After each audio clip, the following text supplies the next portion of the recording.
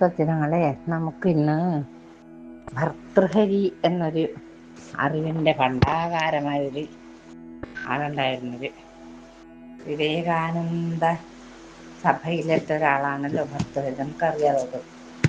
അപ്പോൾ അത് നോക്കണമെന്ന് വിചാരിക്കുന്നു.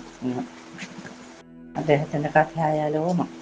ഭർതൃഹരി ഭർതൃഹരി എന്ന് പറഞ്ഞാൽ ആദ്യമേ തന്നെ നിത്യബ്രഹ്മചാരിയായിരുന്നു അദ്ദേഹം എന്നും പറയുന്നു.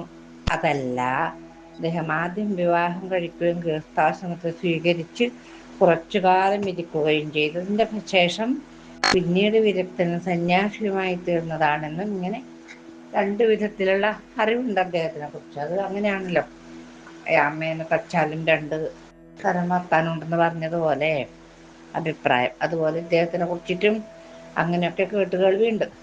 അദ്ദേഹം ഐഹിക സുഖങ്ങൾ ഉപേക്ഷിച്ച് വിരക്തനായി തീർന്നതിന് വേറൊരു കാരണവും ചിലർ പറയുന്നുണ്ട്. അത് താഴെ പറഞ്ഞുകൊള്ളുന്നു. ഈ ജീവിതം വേണ്ടാന്ന് വെച്ചിട്ട് വിരക്തനായതിൻ്റെ പിന്നിലൊരു കഥയുണ്ടെന്ന് പറയുന്നത്, ഒരു ദിവസം ഒരു യോഗീശ്വരൻ ഭർതൃഹരിയുടെ ഗൃഹത്തിൽ വന്നു. ആ യോഗി ഈ ഒരു മാമ്പഴം ഭർതൃഹരിയുടെ കയ്യിൽ കൊടുത്തിട്ട്, ഈ മാമ്പഴം തിന്നാൽ ജരാനരകൾ കൂടാതെ എന്നും ജീവിക്കാം എന്ന് പറഞ്ഞ് ഉടനെ ഇറങ്ങിപ്പോവുകയും ചെയ്തു.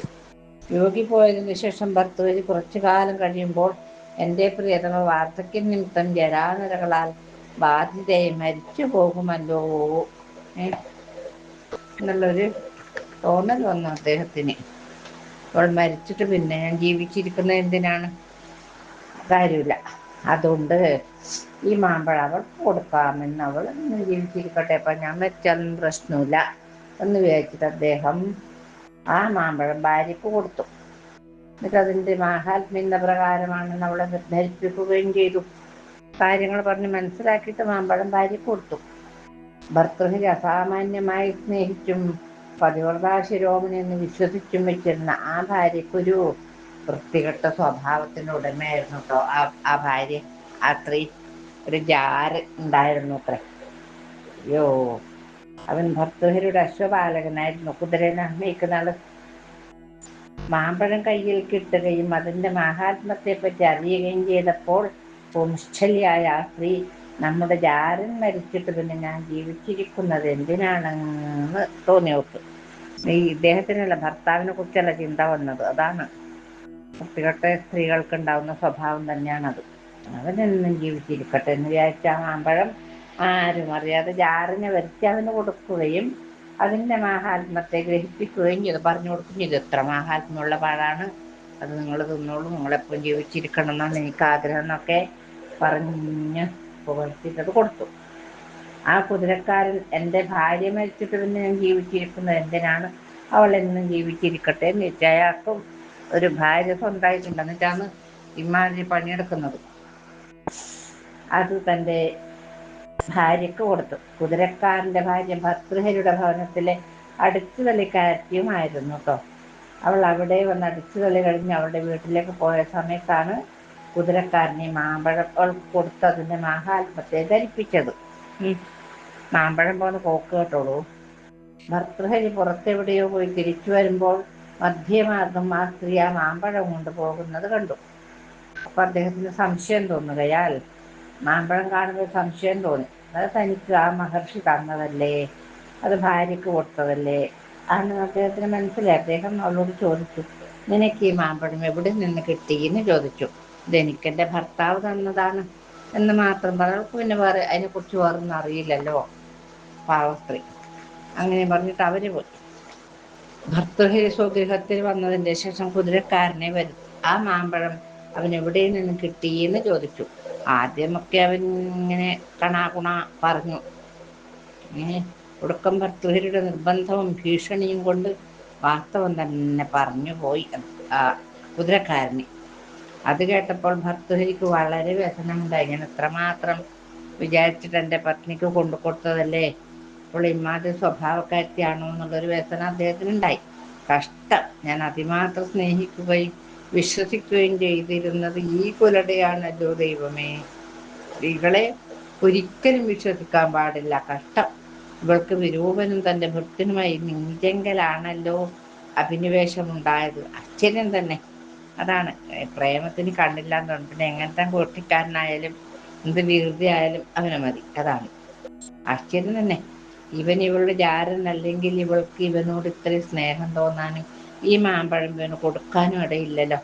ഏതായാലും ഇതിനെക്കുറിച്ച് ഇപ്പോഴൊന്നും പറയണ്ട. ഏതായാലും മാമ്പഴം എൻ്റെ കയ്യിൽ നിന്ന് പോയില്ലേ എന്നിങ്ങനെ വിചാരിച്ച അദ്ദേഹം കുതിരക്കാരനെ പറഞ്ഞയച്ചു. എന്നിട്ടോ എന്നിട്ട് ശയനഗൃഹത്തിൽ പോയി വിചാരമഗ്നനായി കിടന്നു.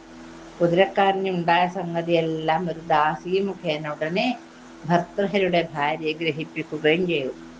നേരിട്ട് പറയാൻ പറ്റാത്ത സമയം അവസരമായതുകൊണ്ട് ഒരു ദാസി മുഖേന പറഞ്ഞു.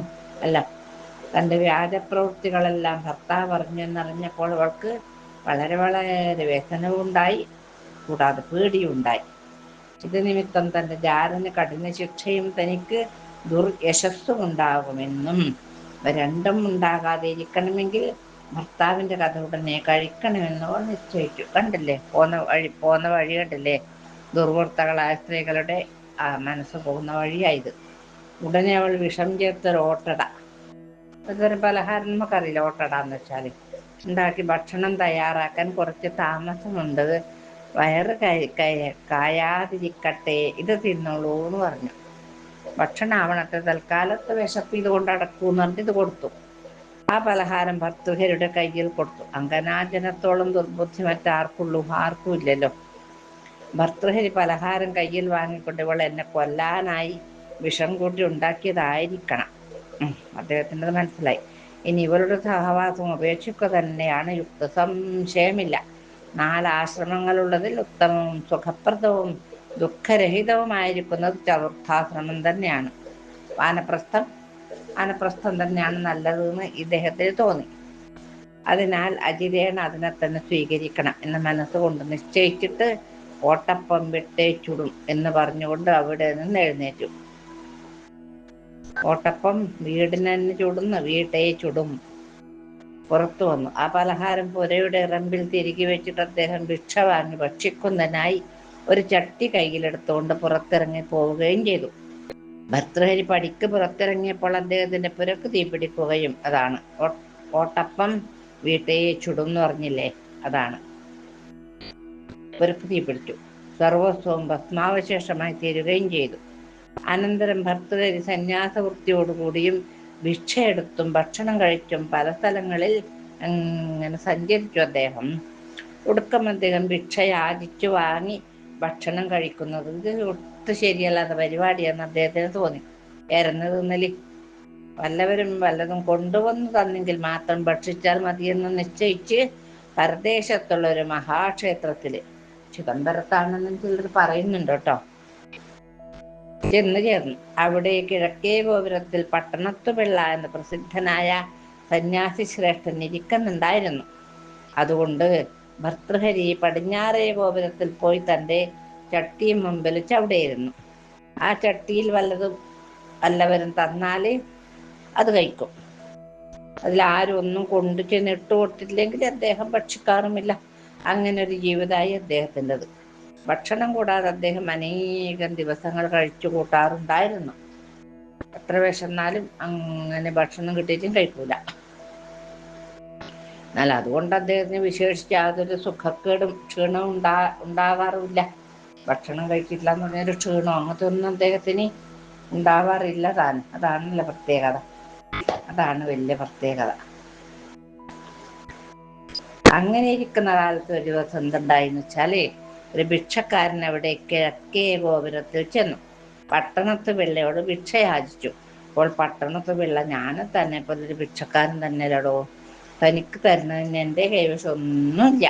ആ പടിഞ്ഞാറേ ഗോപുരത്തിൽ ഒരു ധനികൻ ഇരിക്കുന്നുണ്ട്, അങ്ങനെ പറയാവോ? അവിടെ ചെന്ന് ചോദിച്ചാൽ അദ്ദേഹം വല്ലതും തരുമായിരിക്കും എന്ന് പറഞ്ഞു. അങ്ങനെ പറയാവോ? പാവല്ലേ അയാള്. ഉടനെ ആ ഭിക്ഷക്കാരൻ പടിഞ്ഞാറേ ഗോപുരത്തിൽ ഭർതൃഹരിയുടെ അടുക്കൽ ചെന്ന് ഭിക്ഷ ചോദിച്ചു. അപ്പോൾ ഭർതൃഹരിയും, ഭിക്ഷ കൊടുക്കുന്നതിന് എൻ്റെ കൈവശം എന്താണുള്ളത്? ഒന്നുമില്ലല്ലോ,